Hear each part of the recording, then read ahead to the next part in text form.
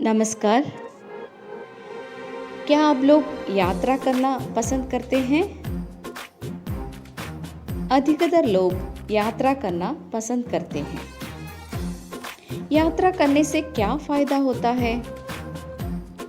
बहुत खुशी मिलते हैं, प्रकृति सौंदर्य का आस्वादन कर सकते हैं, अन्य देश की संस्कृति, रहन सहन, रीति रिवाज सबके बारे में जानकारी मिलते हैं। हमारी हिंदी पुस्तिका में द्वितीय इकाई का प्रथम पाठ है सूरीनाम में पहला दिन। उस पाठ में सूरीनाम नाम का एक राज्य के बारे में है। रचनाकार है हिमांशु जोशी। आज हम एक पाठ पढ़ेंगे। मलयालम में यात्रा वृत्तांत लिखने वाला एक प्रसिद्ध लेखक है एस.के. पोट्टकाड। उन्होंने कहा था, मेरे भाग्य में अगला जन्म बदा है तो मैं आवारा के रूप में जन्म लेना चाहूँगा ताकि हमेशा मनमाना घूम सकूँ. അതായത് എൻ്റെ ഭാഗ്യത്തിൽ അടുത്ത ജന്മം ഉണ്ടാവുകയാണെങ്കിൽ ഞാൻ സ്വതന്ത്രനായി അലഞ്ഞു തിരിഞ്ഞ് നടക്കുന്ന വ്യക്തിയായി ജന്മമെടുക്കാൻ ആഗ്രഹിക്കുന്നു. എന്തെന്നാൽ എപ്പോഴും തോന്നിയതുപോലെ ചുറ്റി സഞ്ചരിക്കാമല്ലോ. ഒരു ദേശത്തിൻ്റെ കഥ എന്ന അദ്ദേഹത്തിൻ്റെ യാത്രാ വിവരണത്തിന് ജ്ഞാനപീഠ പുരസ്കാരവും കേന്ദ്ര സാഹിത്യ അക്കാദമി അവാർഡും ലഭിക്കുകയുണ്ടായി. മലയാളത്തിൽ മികച്ച യാത്രാനുഭവ രചനയ്ക്കുള്ള നിരവധി അവാർഡുകൾ നേടിയ മറ്റൊരു രചനയാണ് ശ്രീ എം.പി. വീരേന്ദ്രകുമാറിൻ്റെ ഹൈമവത ഭൂവിൽ. ഹിമവൽ സാനുക്കളിലേക്കുള്ള യാത്രയാണ് ഈ രചനയിൽ പ്രതിപാദിച്ചിരിക്കുന്നത്. हिंदी के प्रसिद्ध प्रतिभावान रचनाकार है हिमांशु जोशी. सभी विधाओं में उन्होंने लेखनी चलाई. उत्तराखंड में 1935 को उनका जन्म हुआ. पत्रकारिता और आकाशवाणी के क्षेत्र में उन्होंने कार्य किया. यात्राएं नॉर्वे, सूरज चमके आधी रात आदि उनकी श्रेष्ठ यात्रा वृत्तांत है.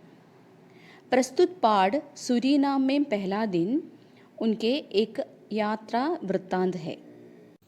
ഹിമാംശു ജോഷി ഹിന്ദിയിലെ ഏറ്റവും പ്രസിദ്ധനായ ഒരു എഴുത്തുകാരനാണ്.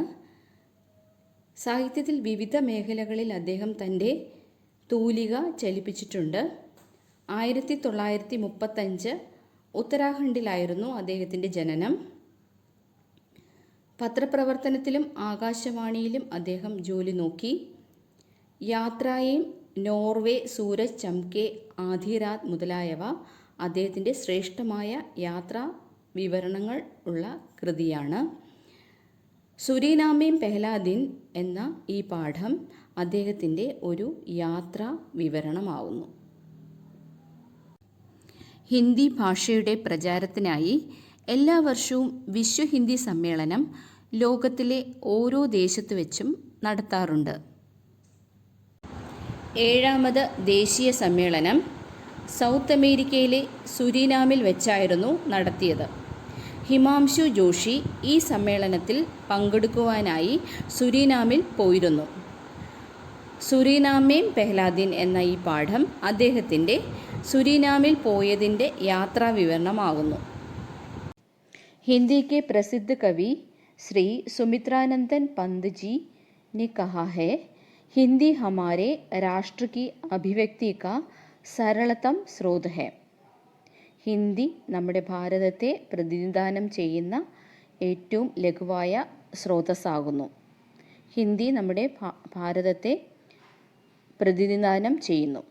अब हमारा सफ़र शुरू हो हिंदी की दुनिया में.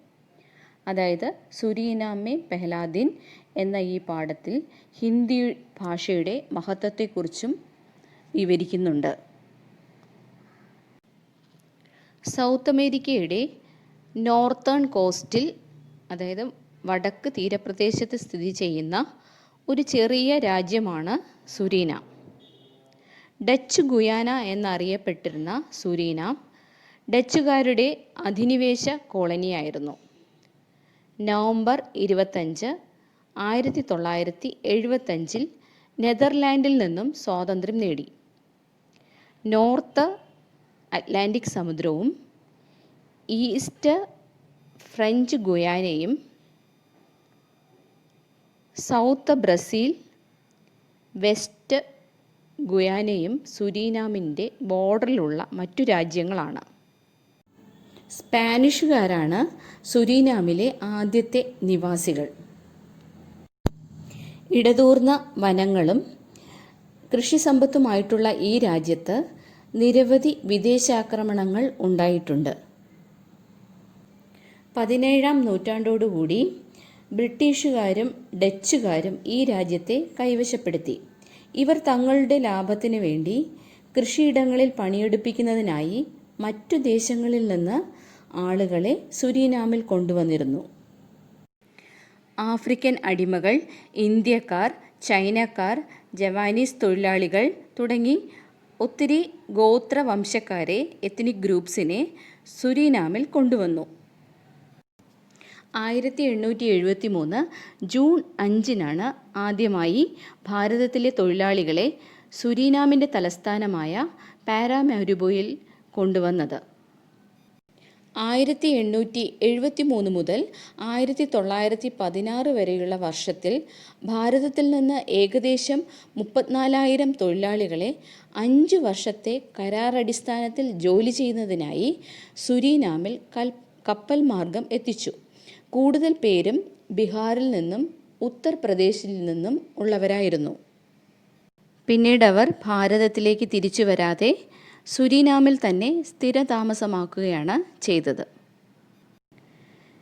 ചെറിയ ഭൂപ്രദേശവും ജനസംഖ്യയും കുറവുള്ള ഈ രാജ്യത്തിൽ വ്യത്യസ്ത ദേശക്കാർ, വിവിധ സംസ്കാരമുള്ളവർ, ജാതി മതസ്ഥർ, ഭാഷക്കാർ എന്നിവർ ഒരുമിച്ച് ഐക്യത്തോടുകൂടി ജീവിക്കുന്നു. ജനസംഖ്യയിൽ 1/4 ഇന്ത്യയിൽ നിന്നുമുള്ളവരാണ്. ഇവിടുത്തെ ഔദ്യോഗിക ഭാഷ ഡച്ച് ആകുന്നു. കൂടുതൽ പേരും ഡച്ച് ഭാഷയിലാണ് സംസാരിക്കുന്നത്. സുരീനാമി ഹിന്ദിയാണ് മൂന്നാമതായി ഭൂരിഭാഗം ജനങ്ങളും ഉപയോഗിക്കുന്ന ഭാഷ. സുരീനാമി പെഹ്ലാദിൻ എന്ന ഈ പാഠം നന്നായി മനസ്സിലാക്കണമെങ്കിൽ ഈ ദേശത്തിൻ്റെ ചരിത്രവും കൂടി നമ്മൾ നന്നായി മനസ്സിലാക്കണം.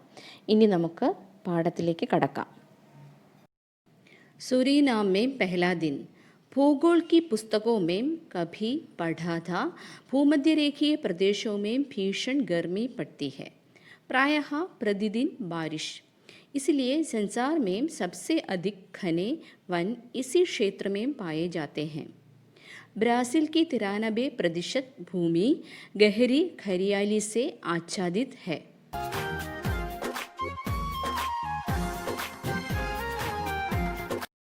ഭൂമിശാസ്ത്രത്തിൻ്റെ പുസ്തകങ്ങളിൽ നമ്മൾ പഠിച്ചിട്ടുണ്ട് ഭൂമധ്യരേഖാ പ്രദേശങ്ങൾ, അതായത് ഇക്വേറ്ററിൽ ഭയാനകമായ ചൂടായിരിക്കുമെന്ന്. മിക്കവാറും എല്ലാ ദിവസവും ഇവിടെ മഴയും പെയ്യുന്നുണ്ട്. ട്രോപ്പിക്കൽ, അതായത് ഉഷ്ണമേഖലാ പ്രദേശമായത് കാരണം ഇവിടെ ഭയാനകമായ ചൂടാകുന്നു. അറ്റ്ലാന്റിക് സമുദ്രവും ആമസോൺ നദിയാൽ ചുറ്റപ്പെട്ട ഒരു തീരദേശ പ്രദേശം കൂടെ ആയതിനാൽ ഇവാപ്രേഷൻ, അതായത് ബാഷ്പീകരണം, ഹ്യൂമിഡിറ്റി ഇവ ധാരാളമായി ഉണ്ടാകുന്നു. ആയതിനാൽ കനത്ത മേഘങ്ങൾ, അതായത് തിക്ക് ക്ലൗഡ്സ് രൂപപ്പെടുന്നു. അതുകൊണ്ടാണ് ഇവിടെ മിക്കവാറും മഴ പെയ്യുന്നത്. इसलिए संसार में सबसे अधिक घने वन इसी क्षेत्र में पाए जाते हैं. അതുകൊണ്ടാണ് ലോകത്തിലെ ഏറ്റവും അധികം കൊടും കാടുകൾ ഇവിടെ കാണപ്പെടുന്നത്. നിരവധി മഴക്കാടുകൾ, റെയിൻ ഫോറസ്റ്റ് ഇവിടെ ധാരാളമായി ഉണ്ട്. ब्राज़ील के 93% ഭൂമി ഗഹരി ഹരിയാലി സെ ആച്ഛാദിത് ഹെ, അതായത് ബ്രസീലിലെ 93% ഭൂമിയും കടും പച്ചപ്പിനാൽ മൂടപ്പെട്ടിരിക്കുന്നു. अतीत का यह पढ़ा आज प्रत्यक्ष देख रहे हैं, विमान से झांक रहे हैं, नीला जल, काले घने बादल, दूर कहीं हरियाली के छींटे.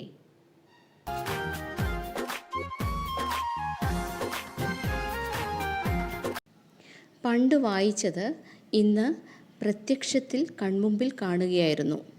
വിമാനത്തിൽ നിന്ന് എത്തി നോക്കി. നീല ജലവും കറുത്ത കനത്ത മേഘങ്ങളും ദൂരെ എവിടെയോ പച്ചപ്പിൻ്റെ ചെറിയ കണങ്ങളും. വിമാനത്തിൽ നിന്ന് ഹിമാംശു ജോഷി സുരീനാമിൻ്റെ മനോഹാരിത വർണ്ണിക്കുകയാണ് ഈ വാക്കുകളിലൂടെ. विमान उतरने की प्रक्रिया में धीरे धीरे धरती की ओर झुक रहा है. यात्रियों का कौतूहल भी बढ़ता चला जा रहा है.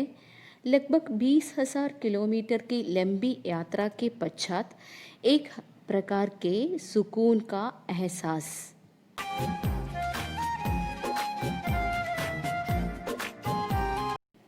ഫ്ലൈറ്റ് ലാൻഡ് ചെയ്യുന്ന ആ പ്രോസസ്സ്, ആ പ്രക്രിയയിൽ പതുക്കെ താഴ്ന്നുകൊണ്ടിരുന്നു.